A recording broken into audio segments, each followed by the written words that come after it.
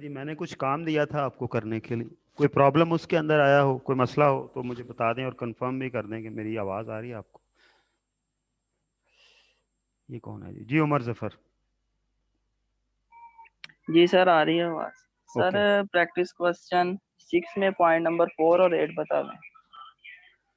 Practice लिखो जी इधर, practice question 6 में पॉइंट नंबर 4 और 8, उसके अलावा और प्रैक्टिस क्वेश्चन 5 में से पॉइंट नंबर 3। 5 में से पॉइंट नंबर 3, दोनों को अलग अलग लिखते जी जाओ। सर। अच्छा जी। अहमद आपका क्या मसला है भाई? अहमद जी कोई इशू सर। है? जी जी सर, मेरा यही था क्वेश्चन ओके, नंबर 6 में से एंट्री नंबर 4 और 5।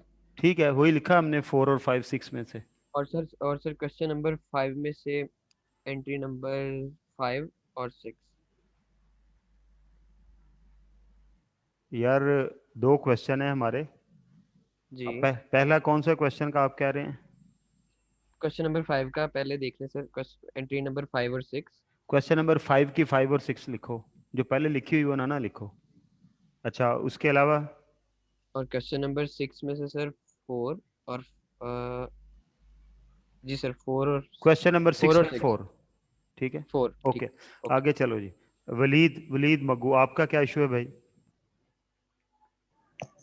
सर क्वेश्चन नंबर 5 की सर 9th वाली एंट्री, लास्ट क्वेश्चन वाली। नंबर 5 की 9th एंट्री। जी ओके जी, और किसी का कोई मसला जी? जी जी अरसलान। सर वो मैंने पूछना था, जो हमने कल क्वेश्चन नंबर 3 किया था उसकी सर एंट्री नंबर 6 में हम जो परचेज रिटर्न है सर उसका हम सेकंड फैक्ट सस्पेंस अकाउंट में ले जाते हैं। सर अगर इधर लिखा सर जैसे कि एंट्री नंबर उसकी 4th है क्वेश्चन नंबर 5 की, उसमें उसने कहा है मिस्टेकनली एंटर उसने सेल्स डे बुक में कर दिया है, फिर बाद में जब हम उसको परचेज डे बुक में लाएंगे सर तब हम उसका फैक्ट उसके वो जो पेएबल है उसमें देते हैं। तो सर इस क्वेश्चन में क्यों नहीं देते? इसलिए कि वो पेएबल में उसका फैक्ट जाना चाहिए था। तो सर इस इसमें भी क्वेश्चन तो में अब इस क्वेश्चन में इसलिए नहीं देते, उसने कहा हुआ है कि इंडिविजुअल अकाउंट मेंटेन होते हैं, वो टोटल से नहीं होते, वो इंडिविजुअल एंट्री से होते हैं। सर क्वेश्चन नंबर 5 में भी उसने यही कहा है individual debtors and creditors accounts are maintained. आप किस एंट्री की बात कर रहे हैं? सर क्वेश्चन नंबर 5 की 4 एंट्री और क्वेश्चन नंबर 3 की 5 जो है सर ये नहीं थोड़ी भाई, कंट्राडिक्ट जो हो रही है आपकी। जो कल हमने डिस्कस किया था आखिर में वो ठीक है, ठीक है। वो जी कौन सर। सा क्वेश्चन था? सर वो 3 था। क्वेश्चन नंबर 3 था। अब दूसरा क्वेश्चन आप कौन सी की बात कर रहे हैं? सर क्वेश्चन नंबर 5 की 4th एंट्री है सर, क्वेश्चन यहाँ नंबर पे इफेक्ट आगे चले जाते हैं। क्वेश्चन नंबर 5 की 4th एंट्री। चलो जी जरा पहले उसको देखें। 5 की 4th entry. Okay, purchase of ₹4500 were entered as sale in the sale day book, ठीक है। वो सेल के तौर पर रिकॉर्ड होगी भाई, वो हमने जी सर। उसे परचेज, हमने उसे लिया ही नहीं है, ठीक है, हमने उसको ऐसे कर दिया जैसे सेल हुई है, तो वो पूरी एंट्री रिवर्स करेंगे, ठीक है, और जो परचेज है वो बुक कर लेंगे, पूरी एंट्री गलत तो, होगी। तो सर अगर अंडर कास्ट इधर लिखा हो under under cost by under cost लिखा हुआ होता और नीचे ये इंडिविजुअल ना लिखा हुआ होता तो पूरी एंट्री करनी थी, यानी जो भी बुक अंडर कास्ट हुई है उसको पूरा करके सेकंड फैक्ट पेएबल रिसीवेबल को देना था। और अगर ये लिखा हुआ हो और अंडर कॉस्ट लिखा हुआ हो, फिर सिर्फ जो अंडर कॉस्टिंग हुई उसे पूरा करके सेकंड फैक्ट सस्पेंस को जाना है, ठीक है। ठीक है sir. Thank you sir. Close करो जी। हाँ जी बताओ जी, क्वेश्चन कौन से हैं? ये पॉइंट पहले कौन सा क्वेश्चन है? Okay, question number 5 point number 3। Commission of rupees 3500 was paid but was debited twice. Once in the parties account and again in the commission account. ये काम गलत हुआ ना कि 3500 जो था वो हमने, म्यूट करो यार, डिस्टरबेंस हो रही है, म्यूट कर दो। Okay, commission of ₹3500 was paid, पे किया हमने, एंट्री करनी थी कमीशन टू कैश। कहता जी हमने एंट्री क्या कर दी, but was debited twice, once in party's account, party account को तो डेबिट होने नहीं था, ठीक है, तो पार्टी अकाउंट क्रेडिट हो जाएगा, करेक्शन हो जाएगी, सस्पेंस टू पार्टी अकाउंट हो जाएगा, सॉरी हाँ बिल्कुल, सस्पेंस डेबिट और पार्टी अकाउंट क्रेडिट, ठीक है। पार्टी अकाउंट जो भी इसका पार्टी का नाम होगा वो क्रेडिट हो जाएगी। ओके, और जी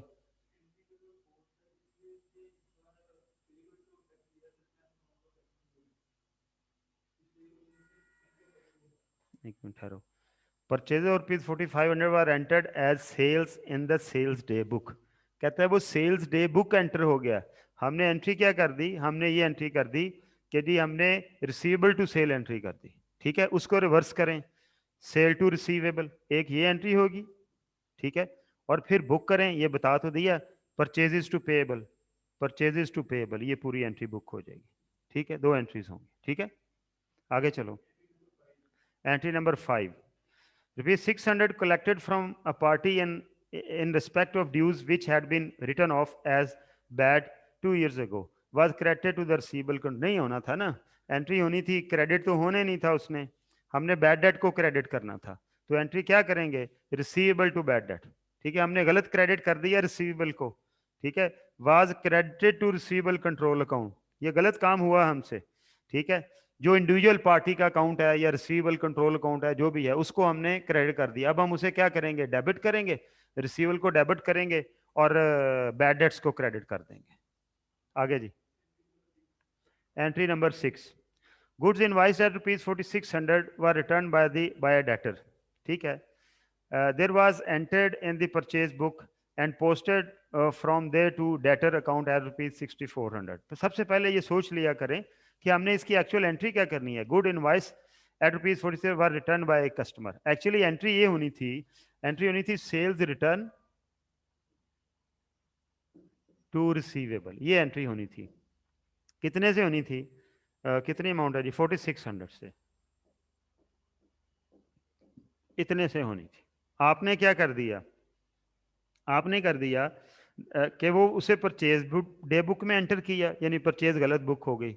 लिहाजा क्या करेंगे, परचेजेस को क्रेडिट करेंगे। कितने से क्रेडिट करेंगे परचेजेस को, परचेजेस को आप क्रेडिट करेंगे जितने से ये एंट्री है। लिहाजा टू परचेजेस कितनी अमाउंट से, 4600 से। लेकिन कहता है जी यहाँ से एक काम और हुआ, वो क्या हुआ, purchase book and posted from there to debtors account as rupees 6400।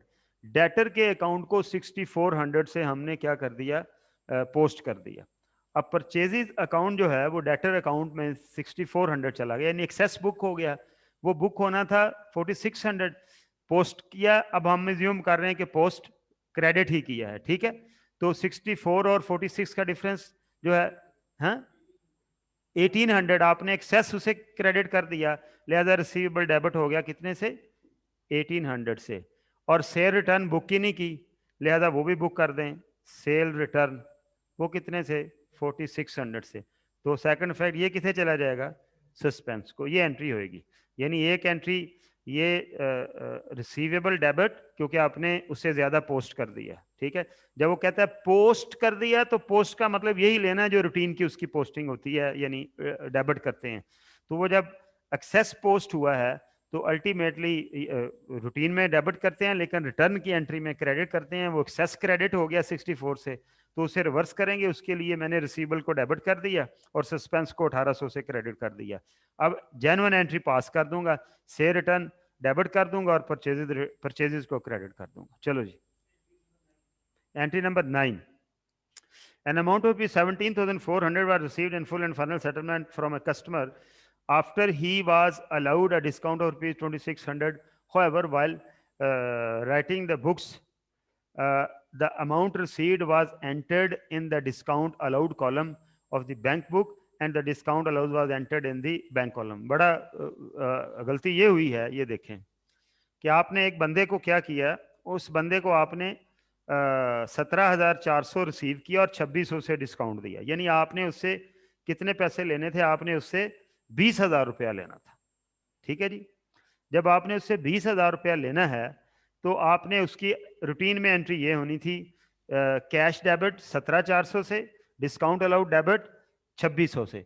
आपने क्या किया कि कैश की जगह डिस्काउंट की अमाउंट लिख दी, डिस्काउंट की जगह कैश की अमाउंट लिख दी। यानी कैश कम डेबिट किया आपने, मजीद डेबिट कर दें, आपने उसे 2600 से कर दिया। तो लेकिन करना कितने से है, वो 17,400 से। माइनस करें, मजीद कितना करना है, 14,800। अब कैश पूरा हो गया। पहले आपने 2600 से डेबिट किया हुआ है, 14,800 से और करेंगे, कैश पूरा हो गया। ठीक है। डिस्काउंट आपने डेबिट किया हुआ है 17,400 से, वो ज्यादा डेबिट किया हुआ है, उसे कम कर दें। To discount allowed, discount allowed कितने से? 14,800 से, ये कर दें। ठीक है, ओके, आगे चले। Entry number 4, sales include goods sold for cash amounted to rupees 25,000 on behalf of mister Yasin of mister Yasir. Okay, ये यू ब्रदर की हम अकाउंटिंग कर रहे हैं, यानी मिस्टर यासर की हमने गुड्स बेची हैं। You brother were entitled to a commission of 10% on the sales plus selling expenses for which no adjustment was made. The related selling expenses amounted rupees 1,500। कहता है जी आपने किसी के बिहाफ पे चीजें बेची, कंसाइनमेंट का बिजनेस होता है ना, कोई आपको चीजें दे देता है, कहता है भाई इसको बेचो, बिक जाएंगी तो तुम्हें इतना कमीशन दे देंगे, अगर तुम्हारा को खर्चा आएगा वो भी तुम्हें दे देंगे, ये अरेंजमेंट है। ठीक है। अब उस बंदे की हमने चीजें बेची 25,000 की on behalf of mister Yasir. You brother were entitled to a commission of 10% on the sales plus selling expenses for which no adjustment was made. The related selling expenses amounted to rupees 1,500. उसको 10% commission मिलना था, वो मिलना था 2,500, और उसको खर्चे मिलने थे कितने? 1,500। ये टोटल पैसे उसको मिलने थे। ठीक है। अब जब आपने उसकी सेल की है तो आपके पास कैश आया, तो आपने एंट्री कर दी कैश टू यासर, ये एंट्री आपने कर दी कि पेएबल है भाई उसका, लेकिन अपना कमीशन वगैरह उसमें से एडजस्ट ही नहीं किया। अब आप क्या करेंगे? अब आप ये यासर से ये पैसे आप लेंगे, यासर को डेबिट करेंगे, ऐसे ही है। कितनी अमाउंट से? 2,500 जमा 1,500। हमने सेल तो नहीं बुक कर ली कहीं? हमने सेल बुक कर ली है ना? नहीं यार, सेल बुक नहीं करनी। सेल इंक्लूड्स, हाँ वो कहता है सेल्स में शामिल है, ये सेल तो है ही नहीं। हाँ ये देखे ना, सेंटेंस लिखा हुआ है उसमें कि सेल्स इंक्लूड, सेल नहीं है ये, लिहाजा इसे रिवर्स करें। ठीक है। पहली बात तो आपने 25,000, आपने सीधी सीधी बात है यार, आपने ये एंट्री कर दी है कैश डेबिट टू सेल, ये आपने एंट्री कर दी 25,000 से। ठीक है, ये एंट्री आपने गलत की है। आपके पास कैश आया 25,000 मानते हैं, लेकिन सेल आपकी नहीं है, वो ये आपकी लायबिलिटी है, आपने ये पैसे देने हैं यासर को। तो सबसे पहले तो ये जो गलती से सही करें, सेल्स को डेबिट करें, टू यासर कर दें 25,000 से, एक ये एंट्री करें, और फिर आपने यासर से पैसे लेने भी हैं, कितने? 4,000। उसके लिए एंट्री करें Yasir debit to commission income, आपकी बनेगी 2,500, और प्लस आपने जो खर्चे किए हुए हैं 1,500 के, वो आपने सेलिंग एक्सपेंसेस में अपने में डाले हुए हैं, वो रिकवर करने हैं, तो आपके सेलिंग एक्सपेंसेस कम हो जाएंगे। सेलिंग एक्सपेंसेस वो कितने के आ जाएंगे? 1,500 के। ये दो, ये आ गई 4,000 की। लो जी, ये दो एंट्रीज करनी है। ठीक है जी। पहले आपने जो सेल बुक की है वो रिवर्स कर दें पूरी की पूरी। ठीक है। अब आप क्या करें, आपने यासर से 4,000 लेना है भाई, वो सेल नहीं थी, आपने अपनी लायबिलिटी 25 बुक कर ली। ठीक है, नेट भी हो सकता था, लेकिन आपको समझाने के लिए ये एंट्री अलग कर दी। अब 4,000 आपने यासर से लेना है, आपने डेबिट कर दिया यासर को कि रिसीवेबल कर लिया, और कमीशन इनकम आपकी बुक करें, अपनी कमीशन 2,500। ठीक है, ये 4,000 क्यों लेना है? कमीशन इनकम है, प्लस जो सेलिंग एक्सपेंसेस आपने किए हुए हैं, जब आपने किए थे आपने उसकी एंट्री की होगी सेलिंग एक्सपेंसेस टू कैश। अब जब आपको पैसे वापस आएंगे, आपके सेलिंग एक्सपेंसेस कम हो जाएंगे। तो ये दो एंट्रीज होंगी बस जी। Entry number 8, a supplier invoice for rupees 12,300 had been entered in the purchase day book on 28 December 2013। Supplier invoice है, परचेज डे बुक में एंटर की गई 28 दिसंबर को। However, the goods were received on 2 जनवरी 2014। मेरा ख्याल इसकी कोई एंट्री नहीं करनी। हाँ ठीक है, जब इस तरह देखें, ये आपकी परचेज है, इसलिए परचेज है, एज्यूमिंग दैट कि हमने माल वहां से उठाया तो हमारी रिस्पॉन्सिबिलिटी हो गई, ये भी बात ज़हन में रखें। अगर मैं नीचे ये लिख दूं कि जी माल उन्होंने पहुंच देना है, तो ये मैं अपनी एंट्री रिवर्स कर दूंगा। ठीक है, लेकिन जब आमतौर पर इस तरह का कोई स्टेटमेंट होती है तो हम एज्यूम कर लेते हैं कि जो एंट्री की हुई है वो सिचुएशन ले लेते हैं। हमने एंट्री की हुई है, सही की हुई है भाई, ठीक है। लेकिन वो कह रहा है जी day book had been entered in the purchase day book on 28, तो ये एंट्री हमने कर दी परचेजेस टू पेएबल, ठीक है। लेकिन ये स्टॉक अभी मेरे पास पहुंचा नहीं है। जब तक स्टॉक आपके पास पहुंचे ना तो उसे परचेज नहीं बुक करना चाहिए। ऐसा स्टॉक जो अभी आपके पास पहुंचा ना हो उसे गुड्स इन ट्रांजिट कहते हैं। तो उसने परचेजेस को गलत डेबिट किया हुआ है, लिहाजा परचेजेस क्रेडिट कर दे और गुड्स इन ट्रांजिट डेबिट कर दे, ठीक है। क्या एंट्री हो जाएगी? Goods in transit debit, goods in transit हैं टू परचेजेस, कितने से? जितनी भी अमाउंट है, हैं 12,300। बस जी, ले जी, क्लियर हो गया जी। जिन लोगों ने ये प्रॉब्लम रेज किए थे, हैंड रेज किए थे, वो ज़रा मुझे बता दें। अब फिर हैंड रेज करके बता दें कि ये क्लियर अगर हो गया तो।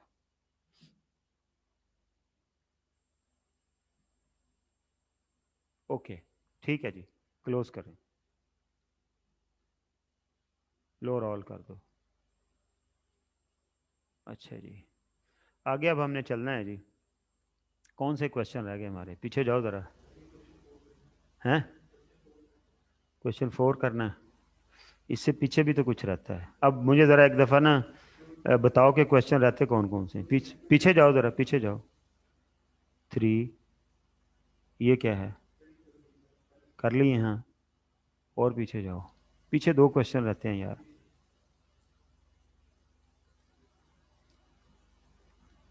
ये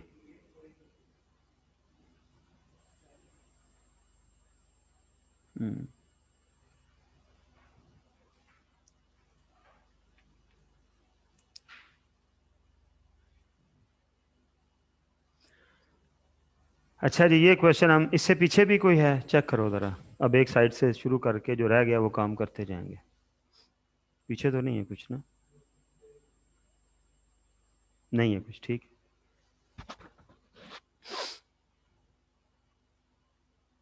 ये आ गया जी, sky electronics. While reviewing the draft financial statement of Sky Electronics for the year ended December 2017, following errors have been identified. Requirement क्या है? ज़रा आगे जाना। बस ठीक है जी, एडजस्टिंग एंट्रीज करनी है, नरेशन रिक्वायर्ड नहीं है। चलो जी, थोड़ा क्वेश्चन कैलकुलेशन इन्वॉल्व है, टफ है थोड़ा सा। कंप्यूटर्स कॉस्टिंग ₹240,000 परचेज्ड ऑन 1 सितंबर 2017, इसी साल की बात हो रही है। For office use were debited to purchases account, ये हमने परचेजेज अकाउंट में डाल दिया। ऐसी depreciate computer that 20% per annum using straight line method, ठीक है जी। तो क्या करेंगे? मैं एक एक एंट्री इधर करता जाऊंगा और उसे डिलीट करता जाऊंगा, इधर ही रहना है हमने, ठीक है। क्या एंट्री करेंगे जी हम इसकी? हम कंप्यूटर्स को डेबिट करेंगे टू परचेजेस, पहली तो ये एंट्री होनी है, ठीक है जी। कितने से? 2,40,000 से। मैं इधर ही एंट्रीज करूंगा, मुझे ज़रा आसानी है, वरना हमें बार बार आगे पीछे जाना पड़ता है, ठीक है। ओके, ये तो परचेज रिवर्स हो गई। अब जब आप कंप्यूटर्स बुक करेंगे तो उसके ऊपर आपको डेप्रिसिएशन भी चार्ज करनी पड़ेगी। आपने देखना है कि इस गलती के नतीजे में कोई और एंट्री तो नहीं होनी है, इसीलिए इसने डेप्शन रेट दिया हुआ है। तो 20% स्ट्रेट लाइन के ऊपर, पहला साल है, स्ट्रेट लाइन ही है।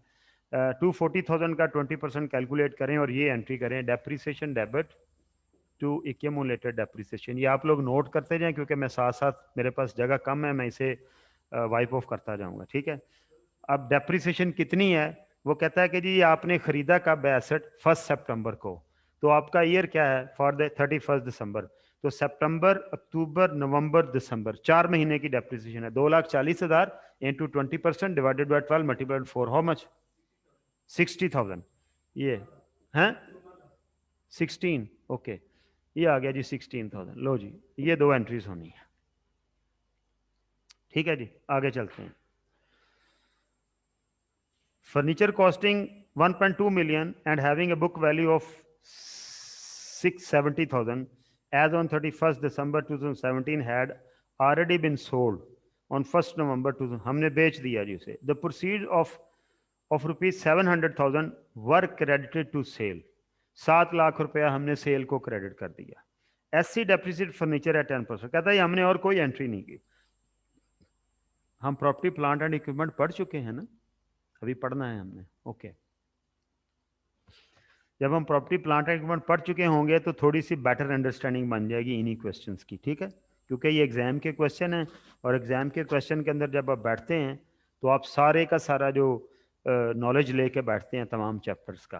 ओके, तो इसके बाद मेरा ख्याल हमारा अगला चैप्टर वही है ना। हाँ, अच्छा जी। वो कहता है जी आपने 7 लाख की अपनी एक चीज बेची जो बुक्स में 6,70,000 की आ रही थी। अब एंट्री बड़ी सीधी सी होनी थी कि 7 लाख रुपया आपने कैश को डेबिट करना था और डिस्पोजल अकाउंट को क्रेडिट करना था, ठीक है, लेकिन आपने सेल्स को क्रेडिट कर दिया, लिहाजा ये काम गलत किया, ये तो फौरन डेबिट कर दें। ये मैं नीचे लिखने लगा हूं, सेल को आप 700,000 से डेबिट कर दें, ये करेक्शन हो गई, ठीक है। कैश डेबिट किया हुआ है, कैश डेबिट ही होना था, उसके अंदर कोई गलती नहीं है, ठीक है। आपने फर्नीचर जो था इसकी जो कॉस्ट है ये, और अब तक ये डेप्रिसिएट कितना हो चुका, इन दोनों का जो डिफरेंस है वो ये डेप्रिसिएट हो चुका हुआ है। कितना जी? 5 लाख, चलें, हाँ 5,30,000 इतनी डेप्रिसिएशन हो चुकी है ना, तभी ये इतना इसकी बुक वैल्यू आ रही है ना, ठीक है। तो 5,30,000 की जो डेप्रिसिएशन है वो हम एक अकाउंट खोलते हैं, जब डेप्रिसिएशन हम चार्ज करते हैं ना तो हम ये एंट्री करते हैं, डेप्रिसिएशन टू एक्यूमुलेटेड डेप्रिसिएशन हर साल। तो डेप्रिसिएशन एक्सपेंस बन जाती है, और जो एक्यूमुलेटेड डेप्रिसिएशन है ना ये एक लायबिलिटी अकाउंट की तरह का अकाउंट होता है, और ये बैलेंस शीट अकाउंट है। बैलेंस शीट में एसेट साइड पर ये 12 लाख का एसेट नजर आ रहा होता है, और डेप्रिसिएट एक्यूमुलेट होते होते होते बढ़ती जाती है, और जब मैं इसमें से वो डेप्रिसिएशन एक्यूमुलेटेड माइनस करूंगा तो ये बुक वैल्यू बच जाती है। अब जब हमने एसेट बेचना होता है, हमने किताबों से ये एक्यूमुलेटेड डेप्रिसिएशन भी खत्म करनी है, हमने ये कॉस्ट भी खत्म करनी है, जो कि हमने नहीं की। लिहाजा हम क्या करेंगे, हम इसके लिए इसको करेंगे, क्या है ये, टू फर्नीचर। यहाँ की बजाय मैं ना शीट निकालो, वहाँ ये थोड़ी सी एंट्री लेंथी है, वहीं करते हैं। चलो शीट निकालो, कोई बात नहीं। ये देखें, जब एक एसेट हम बुक्स में होता है ना हमारे, तो वो इस तरह से आ रहा होता है फर्नीचर अकाउंट,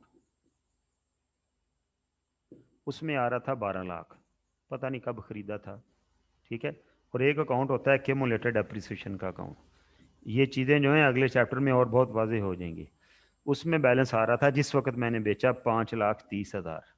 ये मुझे कैसे पता चला, उसने बुक वैल्यू बताई हुई है। बुक वैल्यू का मतलब क्या होता है, कॉस्ट माइनस एक्यूमुलेटेड डेप्रिसिएशन, ठीक हो गया। अब जब मैं एसेट बेचता हूं, मैंने ये अकाउंट भी नील करना है जो कि मैंने नहीं किया, लिहाजा मैं एंट्री पास कर दूंगा। क्या एंट्री करूंगा, मैं कर दूंगा, और इसको मैंने कहाँ लेके जाना होता है, एक हम अकाउंट खोलते हैं जिसका नाम डिस्पोजल अकाउंट है, ठीक है। तो मैं इसकी एंट्री ये करता हूं कि फर्नीचर क्रेडिट और डिस्पोजल डेबिट, ठीक है।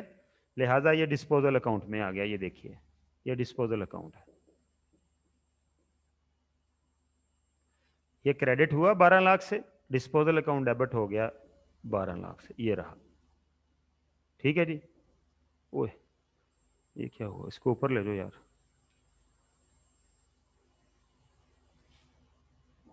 चलो ये एंट्री हो गई। लिहाजा एक एंट्री तो मुझे ये करनी है, ये जो मैंने अभी लिखी है ये फर्नीचर से आई, ठीक है। ये एंट्री नंबर 1 है, ये इधर भी 1 लिख दूं, इधर भी 1 लिख दूं, ठीक है, कि फर्नीचर क्रेडिट और डिस्पोजल डेबिट ये एंट्री करनी चाहिए थी, नहीं की, ये रिकॉर्ड कर देंगे, ठीक है। उसके बाद एक्यूमुलेटेड डेप्रिसिएशन 5,30,000 ये डेबिट, और डिस्पोजल क्रेडिट ये भी डिस्पोजल में चला जाएगा। डिस्पोजल एक बास्केट है जिसमें से प्रॉफिट या लॉस निकलना है एसेट बेचने के ऊपर, ठीक है। लिहाजा हमने क्या किया, एक्यूमुलेटेड डेबिट और डिस्पोजल क्रेडिट। ये एंट्रीज तो होनी चाहिए थी, नहीं हुई, लिहाजा मैंने कर दी ये एक्यूमुलेटेड डेप्रिसिएशन। ये एंट्री नंबर 2 है जी। ये क्या है, ये मैं लिखने लगा हूं, एंट्री नंबर 2, ये और ये, यहां डेबिट और यहां, ये अकाउंट दोनों खत्म हो गए। ठीक है, ये फारग हो गए अकाउंट। यानी मैंने एक एंट्री क्या की, डिस्पोजल टू फर्नीचर, दूसरी एंट्री क्या की, एक्यूमुलेटेड डेप्रिसिएशन टू डिस्पोजल। ठीक है, अच्छा, अब अगर तो ये वाला डिस्पोजल जो है हमारे उस डेट को हुआ है जिस डेट को उसने बुक में बताया हुआ है कि 1 नवंबर को हुआ है ये डिस्पोजल, तो उस डेट तक मुझे और डेप्रिसिएशन चार्ज करनी है, वो भी मैंने चार्ज की होगी। बुक वैल्यू उसने किस डेट की बताई हुई है, ठीक है, 31 दिसंबर 2017 की बताई हुई है। ठीक है, बुक वैल्यू, मेरा ख्याल है कि हमें ये वाली एंट्री इन्हें अभी नहीं करवानी चाहिए, है ना। हाँ, पहले हम अगला चैप्टर पढ़ेंगे, फिर ये वाली एंट्री करनी चाहिए। ये एंट्री मैं छोड़ रहा हूँ जी, क्योंकि इसके पीछे पूरी डिस्पोजल की अंडरस्टैंडिंग है, और जब तक मैं वो चैप्टर नहीं पढ़ूंगा, इस एंट्री को याद रखिएगा। इससे अगला चैप्टर हमने पढ़ना है प्रॉपर्टी प्लांट एंड इक्विपमेंट का, डेप्रिसिएशन का। वो पढ़ के चैप्टर या उस चैप्टर को एक खास लेवल तक पढ़ने के बाद मैं ये एंट्री करवाऊंगा, इसको नोट कर लें, क्योंकि ऐसे खामखा आपको कंफ्यूज करने की बात है। इसको छोड़ दें अभी। ये ऊपर वाली सही है, वो भी मैंने आपको, अब देखे ना, आपको डेप्रिसिएशन टू एक्यूमुलेटेड ऑप्शन का आपको नहीं नॉलेज है। ठीक है, ये क्वेश्चन छोड़ें जी, नहीं ये क्वेश्चन नहीं करना, हमने नहीं करना, ये इसको छोड़ दें। ये पूरा क्वेश्चन ही हम उस वक्त करेंगे जब हम डेप्रिसिएशन वाला टॉपिक जब वो पढ़ लेंगे। ठीक है, इसमें ये मैंने एंट्री तो आपको करवा दी है, लेकिन इसमें भी डेप्रिसिएशन इन्वॉल्व है, इसमें भी डेप्रिसिएशन इन्वॉल्व है। द रेंट रिसीव्ड वाज, हाँ जी, ये हो सकती है, ये दोनों एंट्रीज ये छोड़ दें अभी, ये मैंने करवा दी लेकिन अभी छोड़ दें, हम दोबारा डिस्कस करेंगे इसे। ठीक है, एंट्री नंबर 3 पे आए जरा। कहता है on 1 April 2017 SC rented out one of its premises at an annual rent of ₹900,000 payable in advance. Rented out one of its premises, हमने रेंट पे दी है, हमारी इनकम होनी है। उन्होंने हमें 9 lakh, the rent received was credited to income, हमने एंट्री कर दी कैश टू रेंटल इनकम। भाई रेंटल इनकम होनी है मैचिंग कॉन्सेप्ट के तहत, अक्रूल एंड प्री पेमेंट्स के तहत, लेकिन ये अनअर्न्ड इनकम है। ये साल का 9 लाख है, तो जनवरी फरवरी मार्च, इसमें से 9 मंथ की इनकम है, 3 मंथ का जो है वो अनअर्न्ड इनकम है, उसकी हम एंट्री करेंगे। क्या एंट्री करेंगे, मैं रेंटल इनकम को डेबिट करूंगा, मैंने सारी रेंटल इनकम बुक की हुई है, इसको कम करूंगा, कितनी अमाउंट बनती है, हैं 9 lakh divided by 12 multiplied by,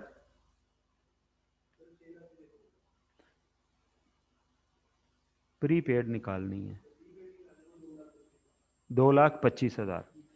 ठीक है, 2,25,000 के पैसे मुझे एडवांस आ गए हैं, जो कि अगले साल का रेंट है।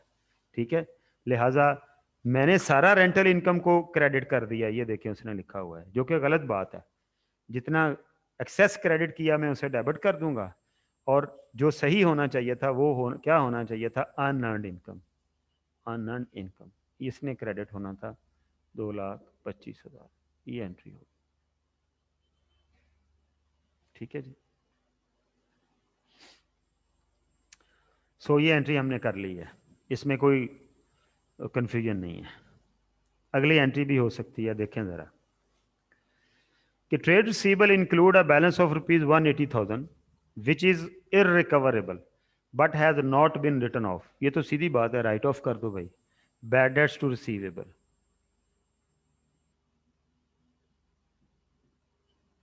ये एंट्री कर, कितनी अमाउंट से, ये क्या हुआ, कल भी हो गया था, अच्छा 1,80,000 से ये राइट ऑफ कर दिए भाई। ठीक है जी, ये हमने राइट ऑफ कर दिया। Further recovery of 96,000 against receivable return off in prior year was credited to receivable, ये भी काम हमने गलत किया, वो तो बैड डेट को क्रेडिट होती है, लिहाजा हम अपने रिसीवेबल पूरे करेंगे, receivable to bad debt account. पता है ना, बैड डेट पढ़ लिए हैं हमने, क्यों जी पढ़ लिए हैं? हाँ जी। तो जब रिकवरी होती है एंट्री करते हैं कैश टू बैड डेट। वो कहता है जी आपने बैड डेट को क्रेडिट करने की बजाय क्या कर दिया, आपने क्रेडिट कर दिया है रिसीवेबल को। रिसीवेबल को गलत क्रेडिट किया, मैं उसे डेबिट करके सही कर लेता हूं, और जिसे क्रेडिट होना चाहिए था उसे क्रेडिट कर देते हैं, और ये 96,000।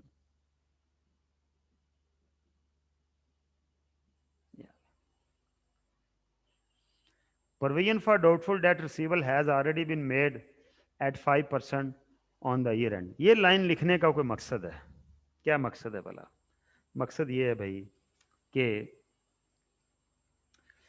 आप इन गलतियों को दूर करने से पहले, ये जो दो गलतियां हैं, एक ये वाली जिसको मैं स्टार लगा रहा हूं, दूसरी ये वाली, इन गलतियों को करेक्ट करने से पहले आपने 5% की प्रोविजन डाली हुई है।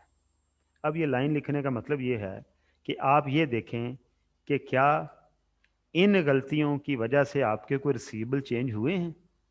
अगर रिसीवेबल चेंज हुए हैं तो क्या रिसीवेबल बढ़े हैं, तो जितने से बढ़े हैं उतने का 5% और प्रोविजन करनी पड़ेगी, क्योंकि अकाउंट में जो प्रोविजन हुई है वो तो जो पहले रिसीवेबल है उनकी हुई है। ठीक है।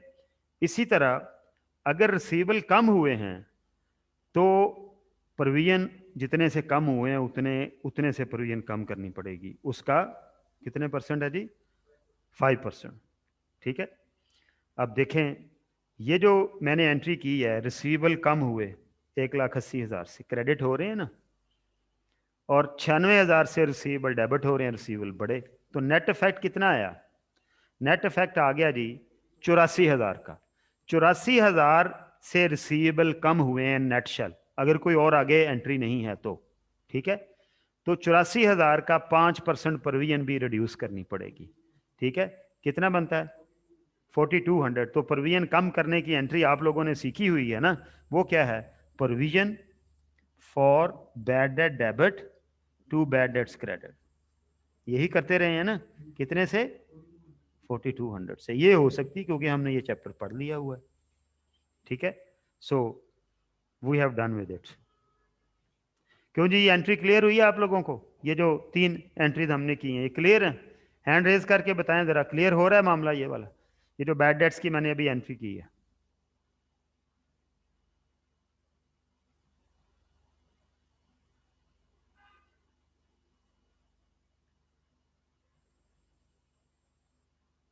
ठीक है जी, चलो जी डाउन करो, लो रोल करो। किसी को कोई इशू इस एंट्री में? चलो ऐसे पूछ लेते हैं, किसी का कोई इशू इस एंट्री में?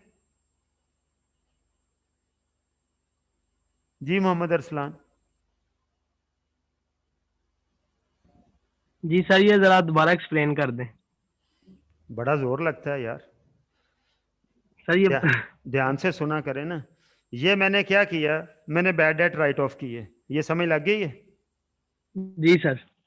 ये किसी ने पैसे दिए थे जो जिनको मैं बैड डेट कर चुका था, तो हमें एंट्री करनी थी कैश टू बैड डेट। हमने नहीं सर, रिसीवेबल ये हो गई है सब। फिर सर वो एंड वाली जो प्रोविजन जो बेटा, की। ये जो रिसीवेबल हैं इस एंट्री की वजह से कम हुए, जी सर। इस एंट्री की वजह से रिसीवेबल बड़े, डेबिट हो रहा है, तो नेट इफेक्ट क्या हुआ? रिसीवेबल 84,000 से कम हुए। जब रिसीवेबल जी कम सर। हो गए हैं तो जितनों पे प्रोविजन की हुई थी उतने से 84,000 रिसीवेबल कम हो गए हैं, लिहाजा मुझे 84,000 के ऊपर 5% से जो ऑलरेडी क्रिएटेड प्रोविजन है उसे भी कम करना है। जब रिसीवेबल कम हो गए तो प्रोविजन भी कम करनी पड़ेगी, लिहाजा मैंने प्रोविजन कम की है। Provision for bad debts debit to bad debts credit 4200 से 84,000 का 5%। ठीक है। ठीक है सर, थैंक यू सर। पहले भी मैं इदा ही दसिया, बस मेरा जोर लवाना सी। चलो सर सॉरी सर। क्लोज करो जी। अच्छा जी, आगे चलते हैं जी, यहाँ स्पेस बनाते हैं।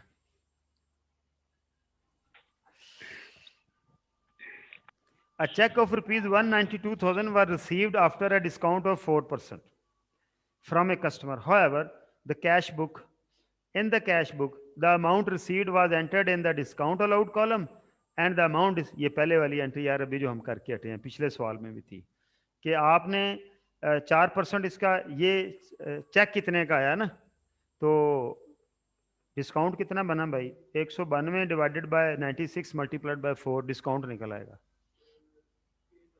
8000। हमने किसी से 2 लाख लेना था, उसने 1,92,000 का चेक दिया, बाकी हमने उसे डिस्काउंट दे दिया।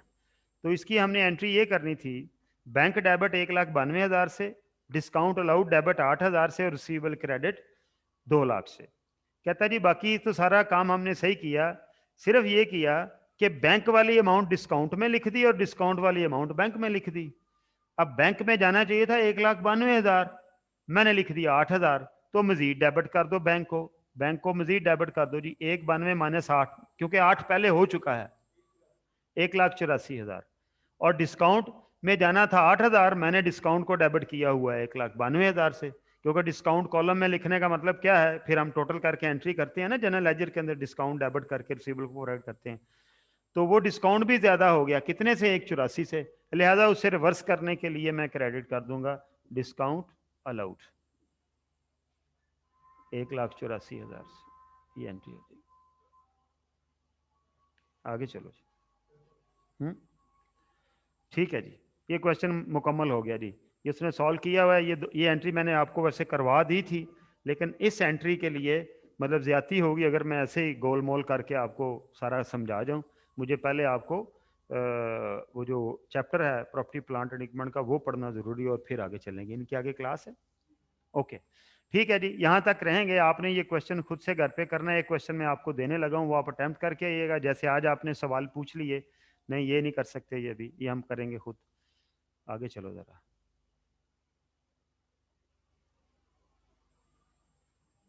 ये हो गए हैं।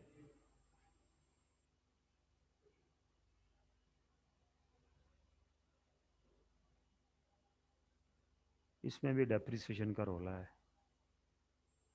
इसको छोड़ो, आगे चलो। ये हमने कर दिए, आगे।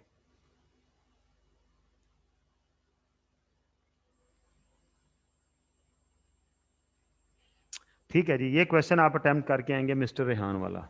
ठीक है, इसमें प्रॉफिट निकला हुआ है, रिवाइज प्रॉफिट आप निकाल सकेंगे, लेकिन इसके अंदर भी ये एंट्री है फर्नीचर वाली। आप इस एंट्री को छोड़ के बाकी एंट्रीज करके आइएगा, ठीक है, क्योंकि ये जब हम इधर आएंगे अगला चैप्टर पढ़ के वापस आएंगे तो फिर ये वाली एंट्रीज जो है वो हम कर सकेंगे। मतलब दोनों तरह से होता है कि ये चैप्टर पहले कर लें तो उसमें थोड़ा इशू आता है, वो पहले कर लें तो इसमें इशू आता है। तो एनीवेज अब बहरहाल हम इसको 2 एंट्रीज मैंने पीछे आपको सर्कल करवाई हैं, एक एंट्री मैंने ये सर्कल करवाई है। आपका होमवर्क यही है, जो आज मैंने क्वेश्चन किया उसकी जितनी एंट्रीज की वो करनी है, और ये वाली तीनों एंट्रीज आपने घर से अटेम्प्ट करनी है। कल इंशाल्लाह ताला हम इससे आगे चलेंगे जी। Thank you.